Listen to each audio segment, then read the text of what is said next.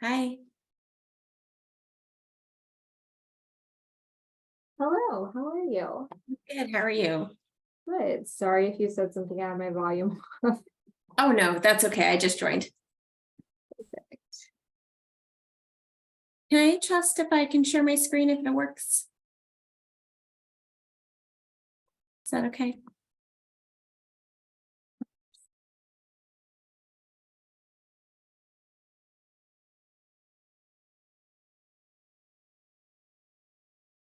Can you guys see that? Yes. Okay, perfect. And then Carly, I don't know if you were able to send out that worksheet that I sent out again this morning to the people that would be participating. And if not, that's fine. I just I wanted to. did send it out, Oh, you so did? everyone should have it. Okay, perfect. I just was wondering if I should put it in the chat or not. Yes, everyone. I sent it this morning, so hopefully as soon as I received it from you, so hopefully everyone had plenty of time to print it. Okay, thanks. Of course.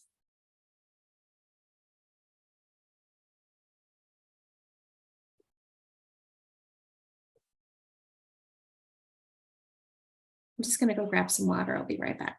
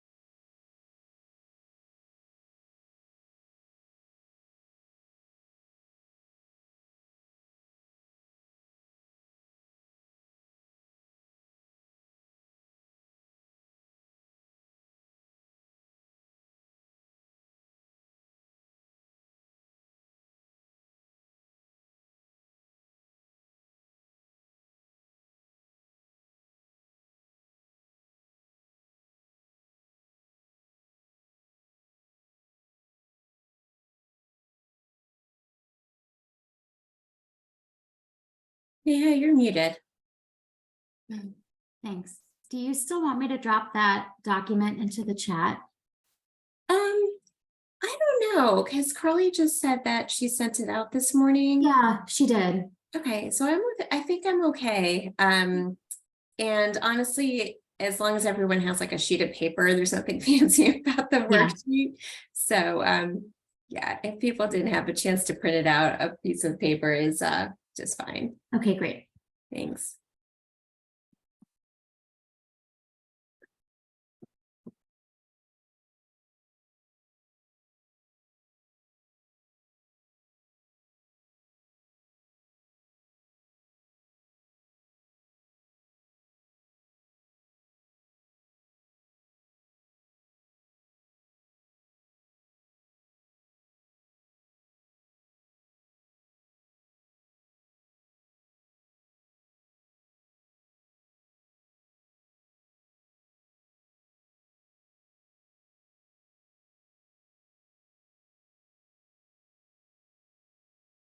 So we're going to give it a couple minutes to let everybody join. And then I would love to introduce our speakers for today.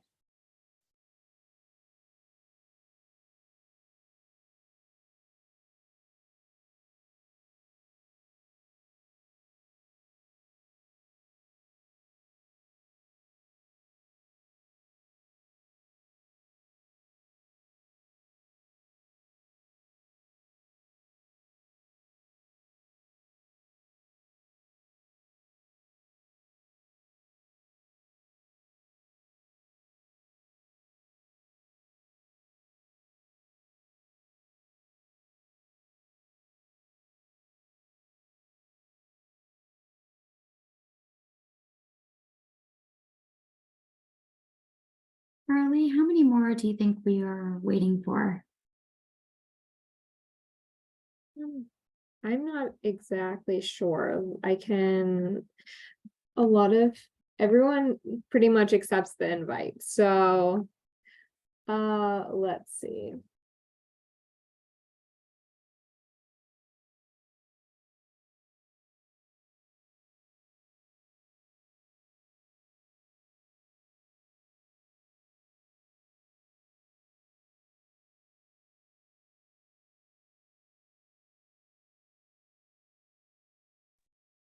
For what it's worth, I think I just was notified that somebody tried to join through Teams. So that may be. There are 5 people that selected that they couldn't be here. Carly, do you want me to jump over to the Teams thing and make sure there's nobody there? I can real quick, and I'll make you the host, okay, Ben? Okay. And then I think we'll give it till 5 after to allow Carly to get over and bring anybody from the teams. I don't know about you guys, but our institution also will automatically like add a Teams meeting. I don't know why that happens, but so feel free to like just hang out, camera on or off, and I will officially start us off at 4:05 to give everyone a chance to join.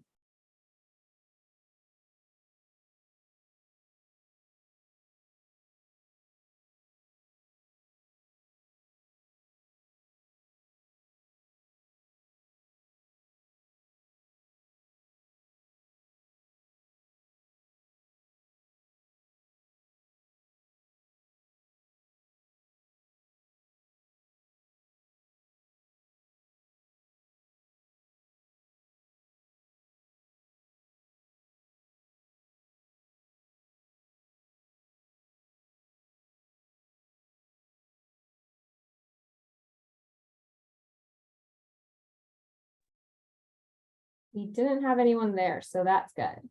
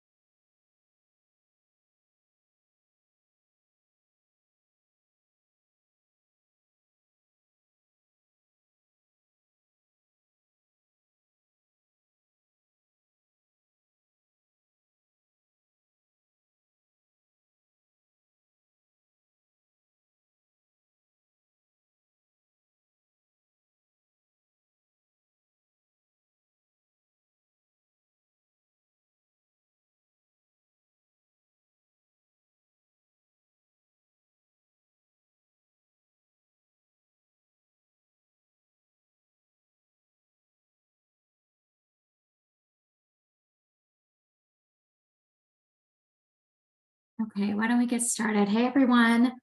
It's great to see you. Thanks for joining. So I am very pleased to present to you guys our 3 speakers for today. hopefully you received their bios, because I certainly couldn't do them justice. And since I just stole 5 minutes of their hour, I'm going to keep it brief. But I'm happy to introduce Dr. Priti Bhansali, Dr. Emma Omoruyi, I hope I said that correctly, and Dr. Tyler Smith-Howells, who are here today and are going to be talking to us about developmental networks, ways that you can expand your sphere of influence as a change agent for equity. They all have extensive careers in academic pediatrics, and I'm very excited to hear them speak on this topic. So I'm going to go ahead and hand it over to them and let them take it away. Good afternoon, everybody. My name is Prit, and I'm so excited to be here with Emma and Tyler. We're very excited for this opportunity to spend the hour with you. The title of the session is called Developmental Networks, Expand Your Sphere of Influence as a Change Agent for Equity. And that's a very lofty title for this session, but I do want to give full credit to our team from the Educational Scholars Program, from which most of this content is derived. We did a workshop together, and as part of my new network, I would invite you to join us for our 2023 version of this workshop if you're going to be at PAS. But again, I want to just highlight the folks from which this work is derived. I'm going to see if I can minimize you all and advance my screen. Okay. So what we're hoping to accomplish by the end of the day is to describe the key aspects of developmental networks, create a map of your current developmental network, and we'll get into what that would mean, and discuss concrete strategies to expand this network. Again, I would never call myself an expert in this area, and so I'm hoping that we will all share our expertise collectively, and feel free to, I hope that this can be a little bit informal, and you can either unmute or throw stuff into the chat, depending on your preference. Also, if you didn't have a chance to print out that worksheet, that's fine. Just grab like a sheet of paper, because there's a little bit of an activity coming up. So as far as what we'll do for the next 45 to 50 minutes, we're going to have an overview of developmental networks and the role of peers in that network. We'll map out your current network and reflect on sort of any gaps that exist or any opportunities to enhance it. We'll talk a little bit about challenges and relationship building, and then finally end with some concrete strategies to develop and expand your current network. All right, so we're going to stop right here and talk a little bit about peers, because I think particularly when we're thinking about our networks, I think a lot of us have and can rely heavily on our peers, especially when the area that we're seeking to expand our expertise in is perhaps a new one, a little bit of a new area or a new sphere. So when you think about a peer, what comes to mind? I won't be able to see the chat very well, but so if you can unmute, I promise no questions here will be too hard. I guess I think about somebody who's at approximately the same level of kind of years out from training or professional experience-ish. Yeah, I think that's a perfect definition. It comes actually, this word peer comes from a Latin word. My mother-in-law is like listening to me right now as I speak. She was a Latin teacher, but it comes from the word par, which you've heard the phrase on par with. So basically, exactly as you said, someone who's got the same level of experience as you. And then along those lines, I don't know if anybody in this group has had either informal or formal peer mentorship, but what comes to mind when you think about mentorship in the context of peers?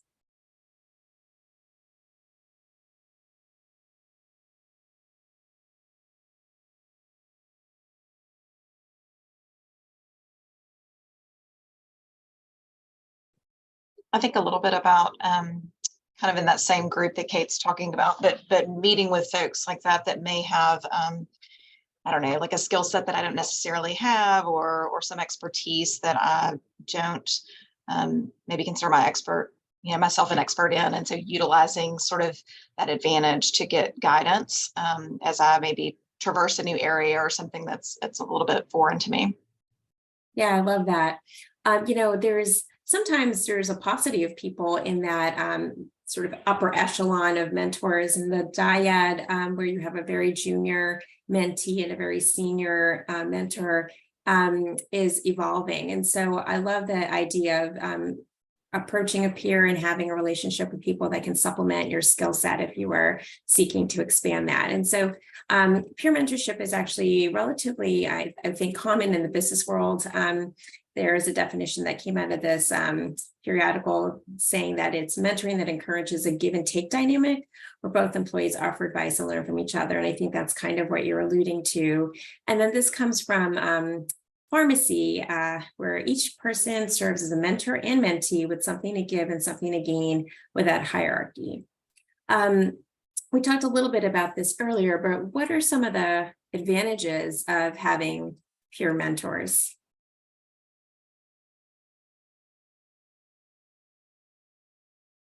I mean, I think proximity to like the same experience, like similar experience or challenges. I mean, I know that sometimes when I look to like, I'll just give the example of like my mother-in-law who is recently retired from medicine, but like her experience of being a new mom and being a young faculty member is totally different from mine. And in some ways not helpful to hear about. In other ways, yes. But yeah, like I think the proximity to that experience, both in terms of memory and cultural and social context is important. Great, yeah. Any other advantages? I see something in the chat. I would just say it can be less intimidating. If you're already a peer and someone who is advanced in your career, I've always found it difficult to sort of like ask for mentorship.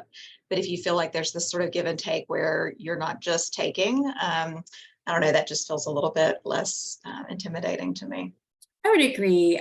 Sometimes it's hard to approach that person. And then, a lot of times I'm guilty of this. I don't label that relationship. So it may not be clear that that's what I'm seeking from that person. But peers are just more available, more approachable sometimes, right? Yeah.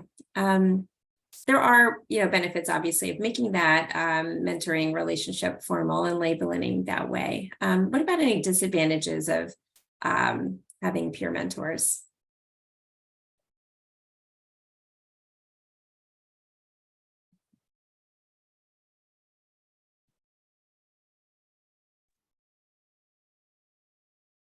Any They drama? may lack the wisdom and the experience that for your future, right? Sometimes when you have those sort of more senior mentors, they've been through it, they have that experience, they have that wisdom. And if someone's at the same level as you, they haven't been at that place where you're looking to go. 100%, right? Like there's a reason why the traditional dyad is a pairing with somebody with more experience. They have a lot of perspective and often have a lot of insight into the next steps that you'll need to take that sometimes a peer doesn't. So as much as I am a huge proponent of peer mentorship, I have to acknowledge that it's not a standalone by itself, but I think especially in a new area or no new domain of skills that you are looking to develop skills in, it's helpful to have a cadre of peers and to not forget that this group of people exists. All right. So what's a network? What comes to mind when you hear the word network?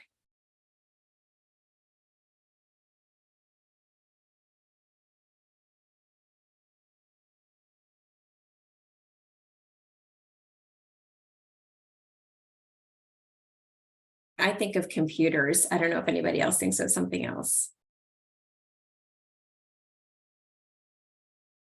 My brain, I picture little nodes with little lines connecting the nodes.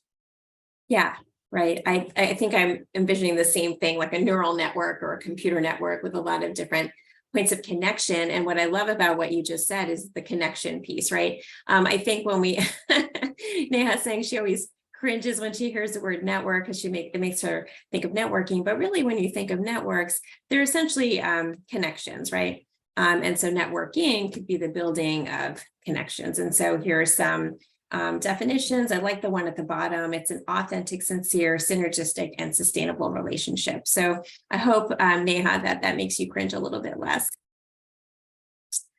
So now we're going to talk a little bit about what this concept of a developmental network is. And this actually is something that is a concept that was introduced to me by Dr. Mary Ellen Gussick, who is a national leader in health professions education. And this comes from the business literature as well. But developmental networks are a group of people that provide regular mentoring support and are genuinely invested in your learning and your development. There's a quote that I love. It's like your personal board of directors, and they can provide career support, but also psychosocial support. And again, we sort of deviate from this traditional dyad, junior mentee and the senior mentor, a lot because organizations over the past several decades have been expanding, changing, collaborating, especially as communication becomes much easier between institutions. And so as a result, the sources of your own professional developmental support have become varied in that you no longer are restricted to sort of just the people that you know in your own organization, but you actually can be collaborating with larger organizations, different organizations outside of your own. And then these networks can therefore include colleagues that may actually be junior to you as well as senior to you or a peer. And there's this multiple relationship phenomenon, which I think are those nodes that you were talking about, Ben. And they're characterized by reciprocity, range, and density. And what that means is reciprocity, I think, is probably self-explanatory. That's that give and take relationship. Range is actually sort of the, I guess, number of different social systems from which your people in your network come from. So do they come from your neighborhood? Do they come from your professional organization? Do they come from your workplace? Do they come from your, your previous schooling or your education? Density is how well the people within your network know each other. And the reason I bring those up is because the wider your range and the less dense those relationships are between people, the more diverse the information is available to you. So for example, if everybody knows you and knows each other and it's a very dense network, and maybe all from one social system, the amount of information that's available to you may be very homogenous, as opposed to a situation where you have people in your network that are kind of from all over the place and maybe all walks. And then if they don't know each other as well, the sources of information available to you may be very different. And that was a concept that was interesting to me. So here's the activity piece. So if you don't have this sheet of paper, that's okay. All you need to do is just draw a line with your with a circle in the middle to represent you.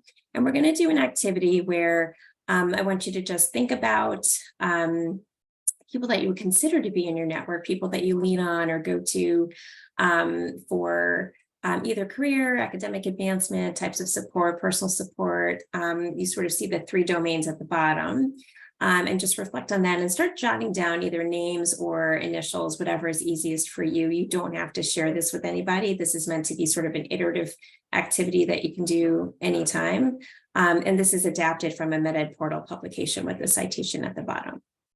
So just take maybe like a minute or two and jot down some names, some initials, whatever seems to come to mind. And these do not be people that you have labeled officially. These are people that probably would agree that you're in each other's network, though.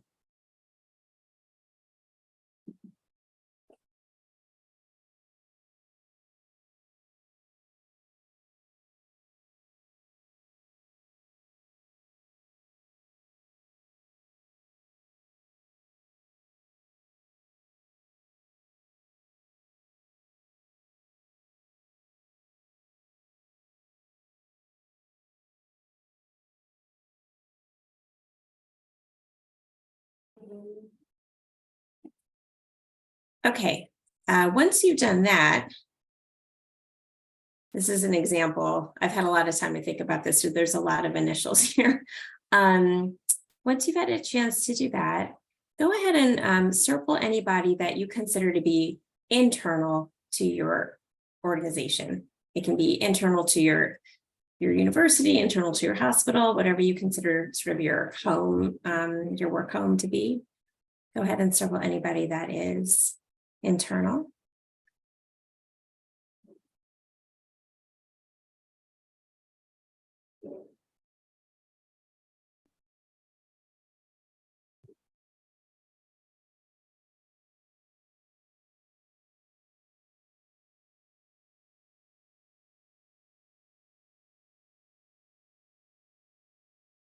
And then put it doesn't have to be a star, put a little notation next to everybody in that network that supports you with academic advancement. And some of these might overlap with the people that you have in other categories.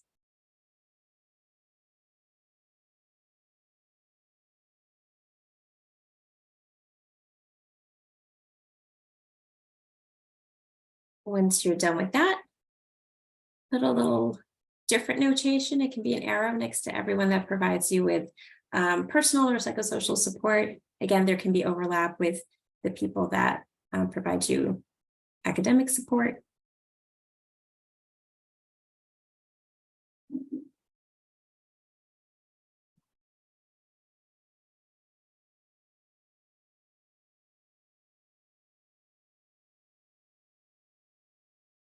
And last but not least, make a separate notation for everyone in this network that you think helps serve as someone that you would collaborate with or go to for support around systems change.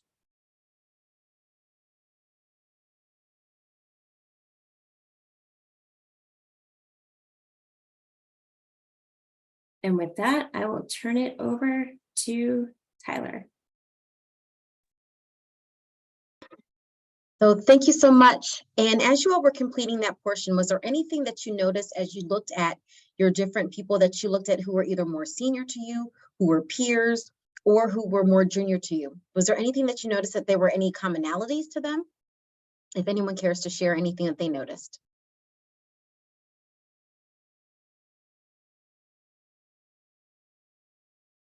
And it's also okay if you haven't found that connection or if you haven't looked into it just yet.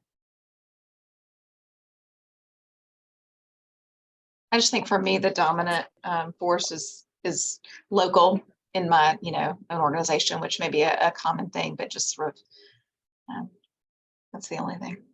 Great.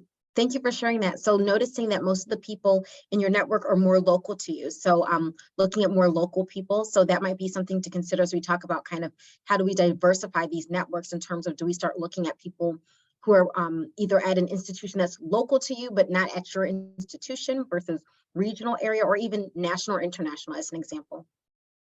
Next slide, please.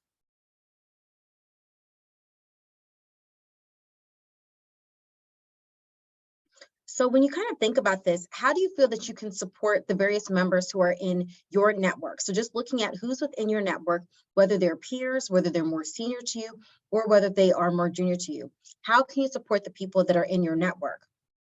And the second question is, are there people that are not in your initial network that you think that you could take steps to help support? Now, supporting someone that's not in your network doesn't mean that you're necessarily doing any type of big or major thing. It could be that you're answering a question or that you're helping to support them in terms of what that might look like in terms of, let's say they just need information about how do I get onto an editorial board as an example, and maybe you have that information about how do you do that? Or, hey, I'm just looking for information about how do I get involved with this particular organization or this particular group? So maybe they're providing information about how to do that or providing an introduction as an example. So what are different ways that you all think that you can possibly support the different people that you identify that are part of your network?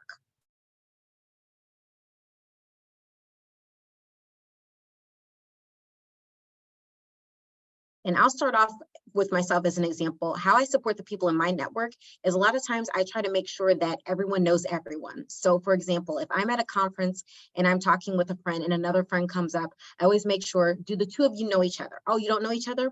This is so-and-so, they're from this institution. This is their scholarly work. This is so-and-so, they're from this institution. Oh, I'm glad that you all actually were able to meet because you have some things in common related to your scholarly interests, as an example.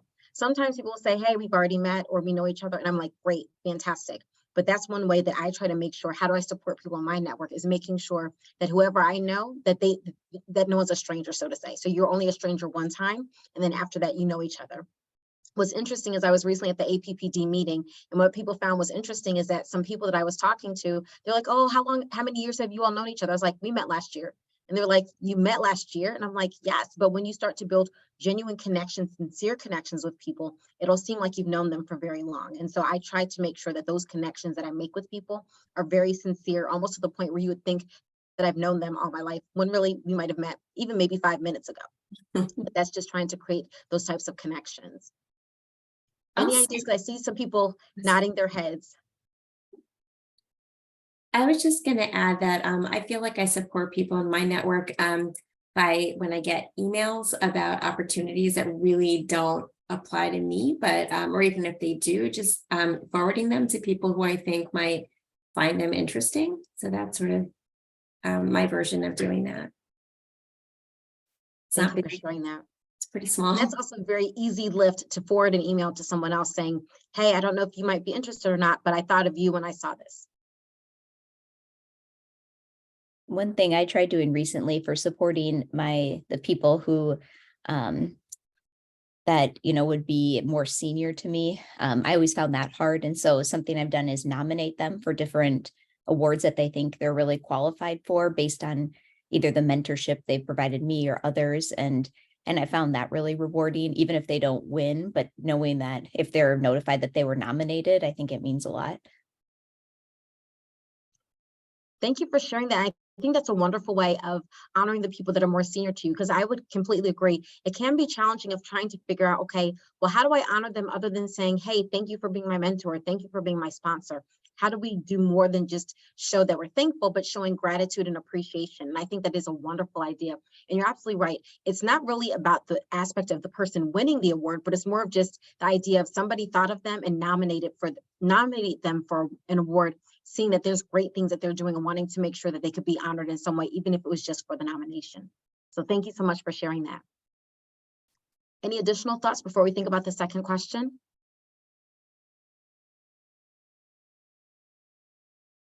Okay, so let's go on to the second part, which is, are there people that are not in your initial network that you can take steps to support? So I know one example that was shared was sending an email to somebody who you might think, hey, this may not be for me, but it might be for someone else. And maybe that someone else may not be in your network, as an example. So that's one way to connect to that person where you kind of know them, but maybe you don't know them as closely, as an example. Are there people that you all can think of that you feel like, maybe they're not my network, but how can I support them?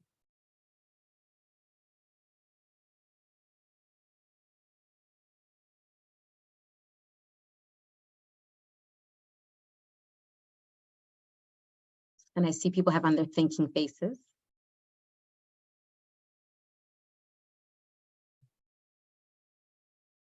I mean, I think a lot about like a bunch of the people, the sort of residents and folks in my network, I write letters of recommendation for.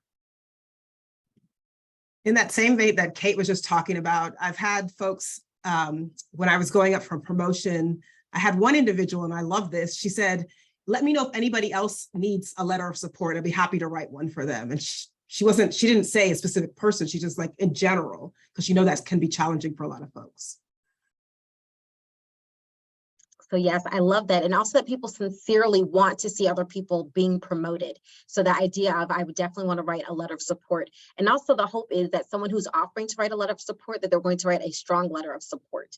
Because I always think about that too. Whenever students or people ask me for a letter of recommendation, I always tell them, whenever you ask for a letter, you should always ask for a strong letter of recommendation.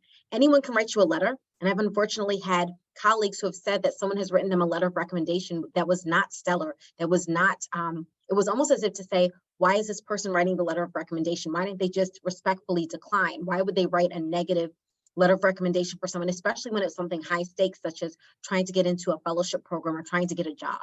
So I think that's also very important too when thinking about it. So thank you for sharing that in terms of those ideas of those letters of recommendation, especially as an example for academic promotion. Next slide, please. So one of the things to think about is, what are some of those challenges to mentoring relationships? Some of those challenges could include that there could be cultural, ethnic, gender, and generational differences. I think, Kate, you were talking about some of those differences of your mother-in-law who's retired, and she's talking about how she was faculty and had kids, and you're thinking about, okay, well, these are the things that I'm going through, and it's a lot happening and going on, and people kind of probably thinking about, well, I delivered my baby on Friday and I was back to work on Monday, as an example. And it's like, okay, just because that's what you did doesn't mean that it was right. And so sometimes really trying to let people know that just because I'm not willing to work 100 hours a week does not mean I'm not trying to work hard. It just might mean I don't want to work 100 hours a week, as an example. Talking about ideas and goals that may not be aligned, or people aren't able to find common ground. If people can't find common ground, that's probably not going to be the best relationship. Sometimes people might reach out to someone to serve as a mentor, to be in their network, because they're like, oh, wow, well, they're really known for this, or they're really known for that. And it would be great if I'm connected to this person. But if you find that, wait a second, this connection doesn't feel authentic, doesn't feel sincere, or it just feels like it's really being kind of forced, that's not the right connection or relationship that you're really trying to go for. There's ambiguity of the relationship. So that could be something where someone's saying, hey, you're my mentor. And then I look at them, I'm like, I am? Okay, what does that mean in me being your mentor, as an example? No one should ever be surprised about what the relationship is in terms of if they're serving as a mentor, as a coach, whatever that looks like. So really making sure that people on both sides know that, yes, we are in a peer mentoring relationship, or we're in some type of relationship in a collegial manner. There could be limited or lack of organizational or institutional support for the relationship. We always talk about protected time. What's the protected time that you have for the various things that you're trying to do? For a lot of institutions, they might only have about a certain amount of protected time for people, because the rest of the time is based upon RVUs and clinical time and things of that sort too. So even though they might say, we value having these sponsorship connections, we value having these mentorship connections and these coaching sessions, but unfortunately you have to do it on your own time. So a lot of times people are trying to carve out time that really does not exist to be able to make these relationships happen. Sometimes institutions value them and they try to create the time. Sometimes institutions value them, but they're just not able to have the extra time related to just institutional priorities, as an example. There's also setting appropriate boundaries, and I also put in the digital footprint and online presence. Sometimes there might be things that a mentee or a mentor might do, or a sponsor might do, that they're like, well, when I'm in my private time, that's definitely fine if I want to have a few glasses of wine, as an example. But do I really want my mentee to see what I'm doing when I'm on vacation in Mexico, as an example? Or would a mentee want their mentor to see them in terms of when they're in their private time? So really making sure, making it clear that if there is going to be an online presence, is this desired on both ends, and that it's not someone inviting themselves into someone's personal space, such as their online presence. Unable to have uncomfortable or critical conversations. Sometimes mentees can come to their mentor with something that was really troublesome, something that was bothering them, something that they're really not certain how to manage or how to handle. And it's not to say that the mentor needs to know how to handle the situation, but it more so might be that, okay, I'm listening to you, I hear you, I see you, I value what it is that you're saying. I may not be the best person to answer this, but I can direct you to the right people who can help you and support you. I think it can be very difficult and challenging that you may not be looking for someone to give you an answer, but you just want to know, are you kind of present in this space as I'm telling you about this? And for someone to not speak about it, for someone to not say anything or to not do anything, can feel very isolating and lonely if the person's already feeling like that to begin with, when they're trying to share these very difficult and challenging situations.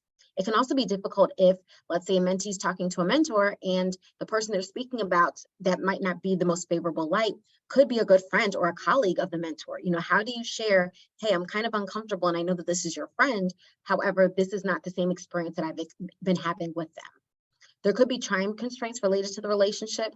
I think it's very important to understand, okay, how much time is available? If someone's saying, I need 2 hours to meet, well, someone might say, I don't have 2 hours to meet, but I can give you a strong, solid 45 minutes, or I can give you an hour, or maybe I might only have 30 minutes, but it's going to be a quality 30 minutes. So really making sure how much time is available for the relationship. If it's 5 minutes here, 10 minutes there, is that really the space to truly build the full relationship? Maybe not. And it also depends on what is the person looking for, because if the person is just having, I have a question that needs to be answered, 5 minutes might be all that's needed. So I think it really depends on what type of relationship is being developed and what type of relationship is being built. There can be toxic behaviors that happen with those relationships, such as if you're dealing with authorship, someone who inappropriately tries to get credit for work that they didn't complete, not giving the right people credit. So those are things that can become very toxic or difficult when you're having some of these relationships. And also, how do you step away from that relationship? Because you don't want to be rude, you don't want to be disrespectful, and also you don't want to burn those bridges as well. And also having the recognition that there are some identities that have limited access to strong mentoring, or the potential that some identities might be over mentored and not having the opportunities for coaching and sponsorship. I kind of like to think about the mentor as that's the person that teaches you how to do certain things. And then the sponsor is the person who allows you to now utilize those skills that you've learned to actually put them into action. And so if you've been mentored and you've been taught all these skills, and you keep being taught more skills and more skills and more skills, but you never have the opportunity to use them, then it can be very challenging and difficult. An example is you're taught how to make a presentation, you're taught how to do a presentation, but if you never get the opportunity to give the presentation, how can you know how good you are with presenting and get that valuable feedback about how to improve upon those presentations? Next slide, please. So one of the things I also like to talk about is what are some of those barriers and challenges to building relationships for marginalized and minoritized identities? I think it's important to have an awareness that there are barriers and challenges that exist for marginalized and minoritized identities in terms of building and sustaining mentoring, coaching, and sponsoring relationships. It can be identities of people that identify with their various ability levels, people who are first-generation college students or physicians, people with different gender identities, people who identify as LGBTQIA+, religious beliefs and expression, underrepresented in medicine, and also veteran status. Now, this is not an all-inclusive list, but this is just a listing of some of those different identities that may have various challenges and barriers in building relationships. There's the idea of tokenism, where someone might be the only them on a team, the only them in a department or in a division or on a clinical rotation. And that can also feel very isolating, because then there could be this expectation where this person that represents a diverse identity is expected to know all things about diversity, equity, inclusion, and justice. And what can happen for that person is they're not a monolith. Okay, I do identify as a Black woman, but I know everything there is to know about all Black women. And I can't speak on behalf of all Black women. I can only speak on behalf of myself. So kind of making sure that people understand that intersectionality exists for all of us. There's identity that people might visibly see or think that they see it with us. Then there's also our internal identities that you have to get to know the person to know more about those identities as well. There's also sometimes those experiences where people feel like there's performative actions, where people are checking the boxes. Oh, we have a diverse person, let's check the box. Oh, we've done this, now let's check the box. Well, let's not just be about the action of checking a box, but let's be very intentional about the things that we're doing with building these relationships. Next slide, please. So additional barriers include that some identities feel that they're burdened to serve on committees or leadership teams, being that diversity voice. You might have heard those phrases of the minority or Black and brown tax, where people feel like, okay, because I am the so-called diverse person, then I have to serve on these committees, or I have to serve in these places and spaces. And maybe that's not something that someone wants to do. So they definitely shouldn't feel like they're obligated to do so. And that goes into the next one, which is the gratitude tax. For a lot of young students, if they've gone into medical school, or they're the first person to go to medical school, or getting into residency or fellowship, having this feeling of I'm obligated to now help people coming up behind me, or I'm obligated to help other people because so many people did so much to help me. I will say I don't feel the gratitude tax because I really enjoy helping people. So that's just what I prefer to do. Now, if someone else said, I don't want to help people, and it's not because I don't want to help people, that's just not in my spirit or what I want to do. That's not a bad thing. It's better to have someone who genuinely and sincerely wants to help versus someone who feels like it's a tax or that it's a burden. Different identities being charged, tasked, or voluntold to fix problems that were not created by marginalized or minoritized identities. Being someone who does work in diversity, equity, inclusion, there's a lot of times that people will say, well, we need to fix this and we need to fix it in a month or in 2 months or in a year. And I always have to tell people, let's pause, because number one, I didn't create the issue or the problem. It's been a systemic issue that's been going on far before I even got here, but also keeping in mind how long it took to create the problem is probably going to be how long it takes to fix it, if not longer than that. So being aware of, yes, we will actively be engaged together to fix these issues and problems, but making sure we know what does the timing look like to do so. Sometimes for people feeling the need that they need to be the model minority and paving the way for others to follow behind them. And I'd like to say that model minority doesn't necessarily have to be based upon race or ethnicity. It can also be based upon gender. Let's say, for example, as a woman, you're in a specialty where there's not other women or not a lot of women in that specialty. And it could be the feeling of, I need to represent for all women because I want more women to follow behind me to be able to be in this space. That's a really big and heavy burden to carry and to handle. And then especially if you're looking for mentorship and sponsorship, you have to look outside, potentially outside of your gender, because maybe there aren't as many women that might be in that specialty, as an example. And then also when there's awkward conversations or difficult conversations, and then that silence happens.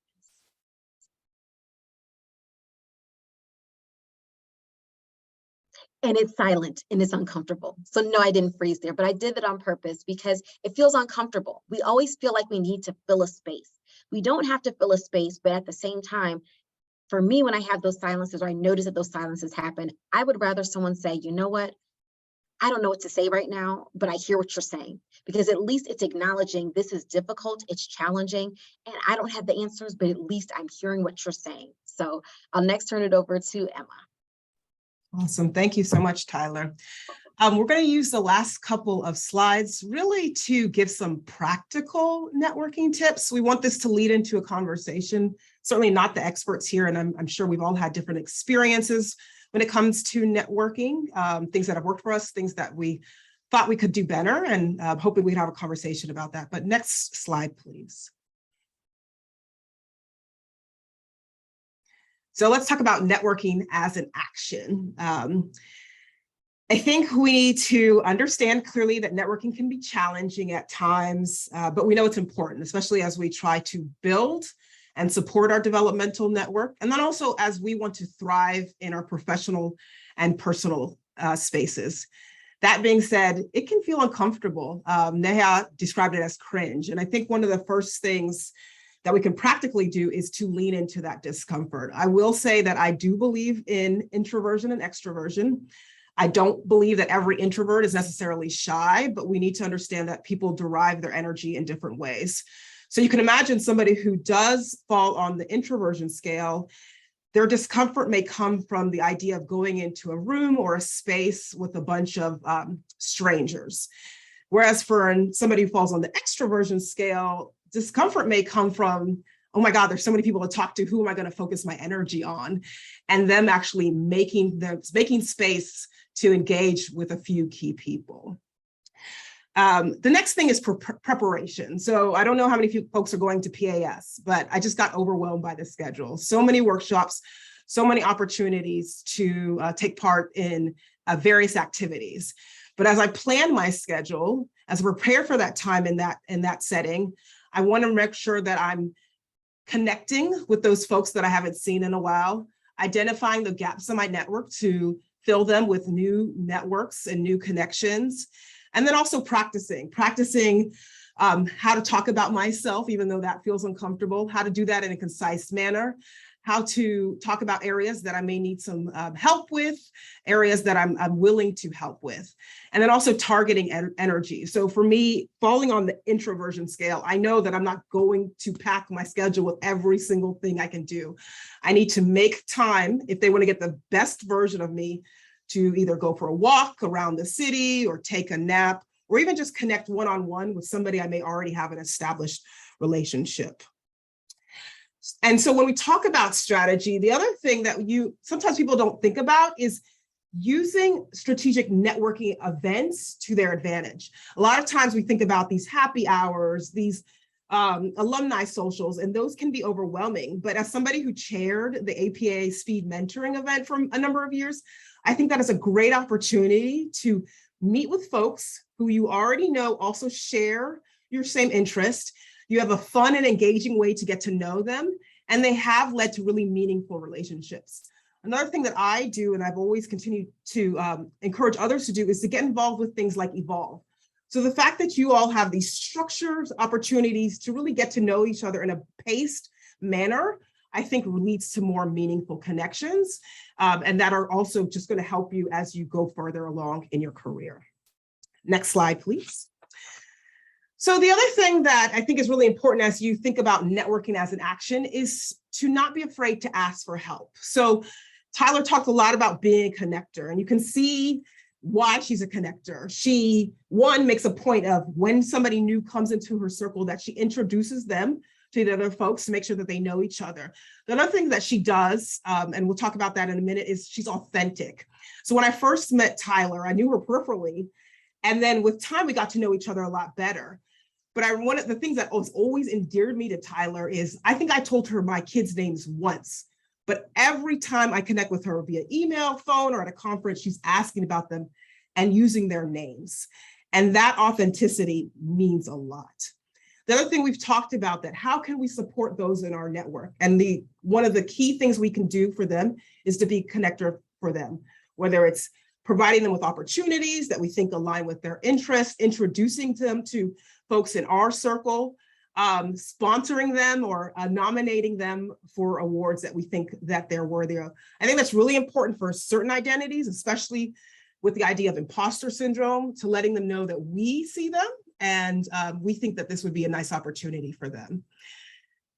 Communicate. So if somebody is asking you for something or sharing something with you, I think it's really important, even though there's a lot of ways that we engage nowadays with text messages, with our emails, with social media, but responding doesn't take that much time and it means a lot. So when Prit reached out to me and Tyler about joining her with this opportunity, first of all, I felt flattered that she wanted to include me. So it was easy for me to say yes, but it would have been also easy for me to say, no, this is not the right time, or I'm going on vacation. Why don't you think about this person versus ghosting her? The other thing is to engage folks, to check in. If you've met somebody once, twice, to let them know how you're doing. And they don't just want to hear about your wins. They also want to hear about your challenges and times that they can continue to support you. There is a book by Judy Robinette called How to Be a Power Connector. And she suggests a rule called 5, 50, and 100. So for your 5 key folks, you should be checking with them at least daily, if not weekly. For your extended network, there should be some sort of monthly check-in with those individuals. And it can be as simple as a happy birthday. Oh, it's Halloween. What are your kids dressing up as this year? Or I saw you got nominated for this or you won this. Congratulations. Just so you continue to keep that flow of conversation going. And once again, as I talked about with Tyler, authenticity matters. People want to know that you really care, that this is not a superficial relationship. So be authentic to yourself, be authentic to others. And I think that comes from really genuinely listening to individuals. Next slide. So when it comes to online networking, and I will say this is a space where I'm very peripherally involved, so I really hope to learn from the larger group how y'all have been able to do this effectively. But one of the main things we need to clue into is branding. You want to make sure that you identify what space you're going to be in and stick with that space. So if you're going to be a person who's liking memes, okay, but if you want to identify yourself as an expert in medical education, that's the brand you need to stick to. So you want to post strategically in that space and really establish yourself as an authority. I think the other thing is taking the long view. So not everybody's going to have a viral post in their first or second posting, but what is you want the overall picture of your social media page to look like, and understand that this may take time to build up to that space. If you are involved with groups on social media, once again, also focusing your energy. We know there is almost a group for everything. And so you could get heavily involved with it, but your space and your passions really it's really important that you align them. If you are entering into these spaces, make sure you're not just lurking. Use it as an opportunity to introduce yourself, get to know some key individuals. So once again, you're building that network. If there's somebody you really connect with, make sure you follow up with them. If you're not hearing from them after the second or third time of emailing, I think it's time to sort of bow out because you don't want to turn into a pest. And I think with everything, we know the algorithm exists. We know that it pulls us in. And so really set some limits for how much time you're going to spend in this domain so that you're also not taking away from other spaces that you can be in. Next slide. So in summary, first of all, thank you all for your time. And we look forward to hearing more about your ideas in this space. But it's important to know your network, know the gaps in your network, but also know who you can support in your network. Know yourself, know those folks within your network and their special identities that might make them have a difficult time in certain spaces. And then let's apply some intentionality to our networking events. And we want to hear from you all now.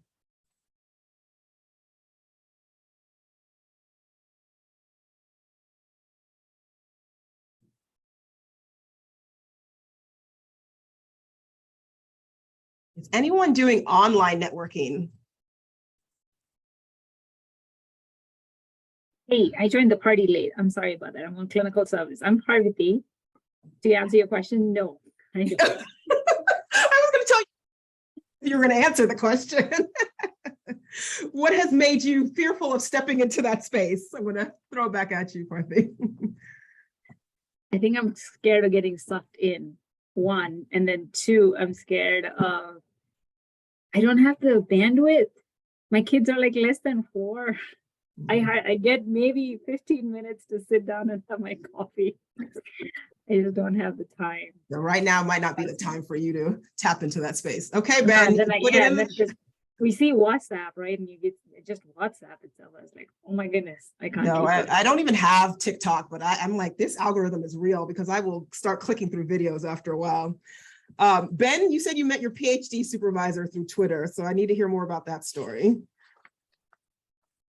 Yeah, I had heard there's a medical education podcast that I really love, and this really brilliant person on there, her name is Dr. Lara Varpio, was talking about something, and she said this term argumentation theory, which was something that had been rattling around in my brain. And so I just direct messaged her on Twitter. I'd never met her, and I said, hey, I'm sorry to bother you. You have no reason to talk to me, but I heard you say this term. I've heard nobody else talk about it. I've read a couple books on it, and I think it's interesting.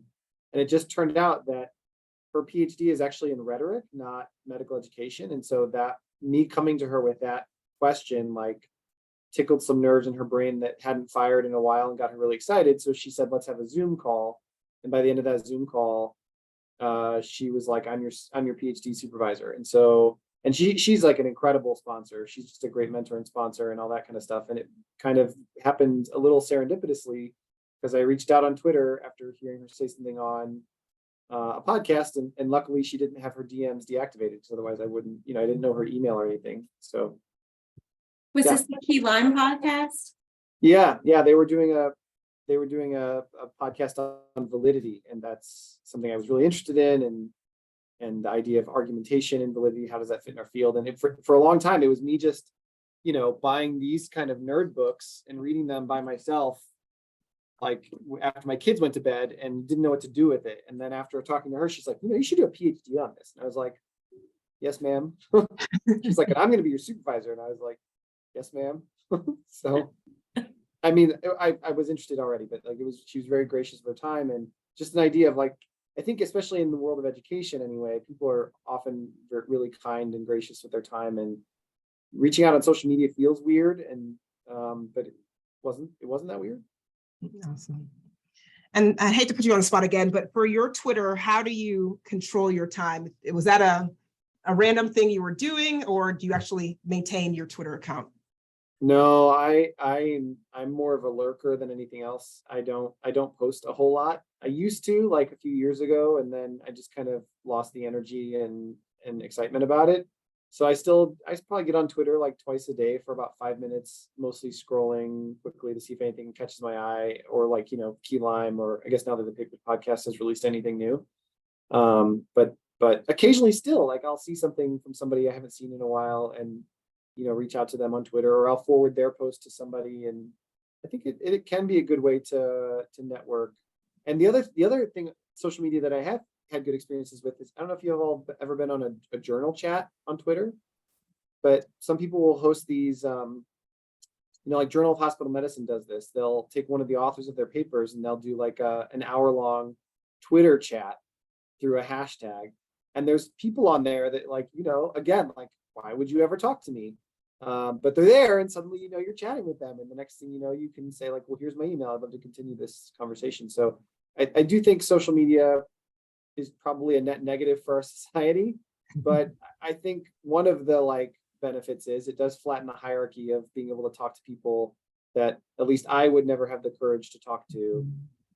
And next thing you know, you're emailing them or talking to them or something. Awesome. Thanks, Ben.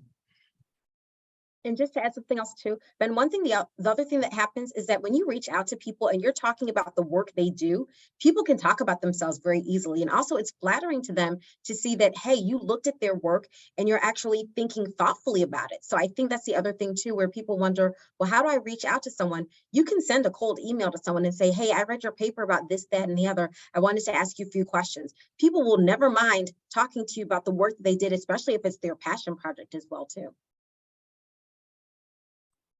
Yeah. I am, Sorry, go ahead. oh no, yeah, I am less Twitter savvy than Ben, at least judged by follower count.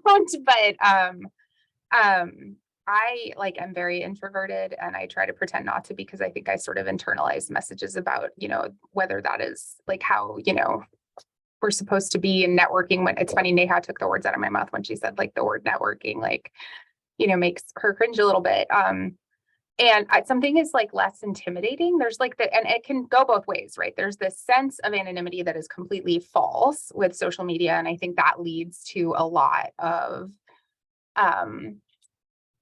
this sort of detractors of even before you get to things like misinformation, just sort of like this idea that you're putting something out there and it's not really associated with you. It is very much, but it's something about it I find sort of less intimidating. And like my involvement in the Women in PHM Steering Committee is probably as a result of sort of Twitter networking with people like Mike Chu and Jesse Allen, and possibly even with being a mentor in this group actually is related to sort of interacting with Jorge. And I think for me, I find med Twitter to be somewhat of an antidote to my own professional burnout at my institution, and sometimes feeling like I lack some of those more senior mentors. I often see papers before they're even sent through a digest email format or something like that. I think the ability to kind of support folks that I've gotten to know who are also sort of mid-career faculty when they're publishing papers. Like I love when like JHM and Hospital Peds sort of don't just put out, that a paper was published online today, but like with a graphic that you can retweet and comment on, and sort of getting to Ben's point about flattening the hierarchy. I know some literature about, particularly for women and minorities, that as a space of kind of advancing your scholarship. So I find all of that really fascinating. And then I've like made friends with people that, if I'm totally honest, at least 5 years ago, I'm trying to be better. So if I see any of you at PAS, make me say hi. I would have been probably like intimidated to walk up to at, a conference and introduce myself to. And so I think like kind of maybe for different reasons, but like Ben said, I think there are definitely pros and cons. I do try to limit my time. And I also followed a lot of animal accounts because the algorithm very much, like I do trans health and gun violence prevention advocacy. So my algorithm gets like really, really, really dark sometimes. So I highly recommend following. If you want recs on like which animal video accounts to follow, I can give those to you. I try not to retweet so much because it definitely then would cloud my brand, as it were. But I think if used thoughtfully, it can be very helpful. I also, as a parent of young children, am terrified about that, and I just keep putting it off until my kids are older.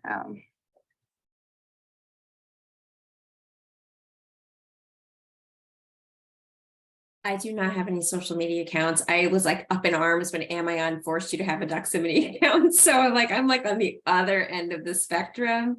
But I also consider myself to be a little shy. And I think that people that know me would be like, what are you talking about? But I don't like to just go up to people and introduce myself, because that's not me.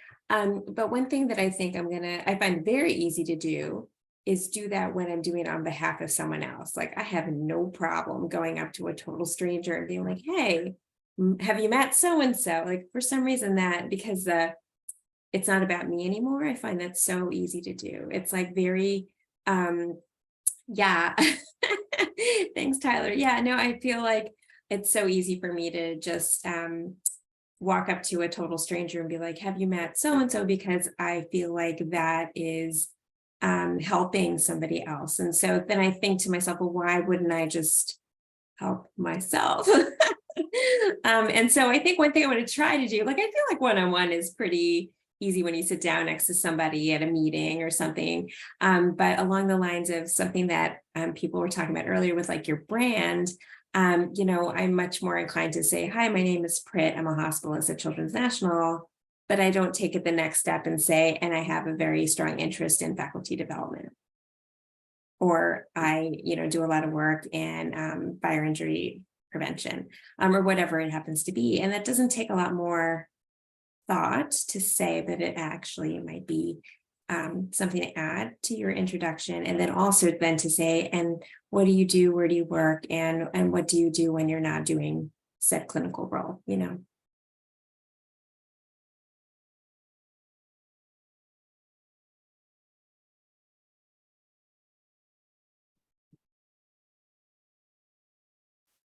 Well, I know Neha had to step away, and I think since we have a nice lull here and it is 4:59, I am going to end with saying a huge special thank you to all of our speakers Emma and Tyler, thank you. This was a phenomenal session. I think developing your network, and networking is not something that comes easy to many people, yet it is so critical to advancing your mission, especially as a change agent for equity. So I think this was incredibly timely, and you all did a phenomenal job. It's fun to see how your network was created to give this talk. So thank you for your time and your wisdom today. And I hope everybody has a great rest of your week. Okay, take care, folks. Thanks, Bye. bye.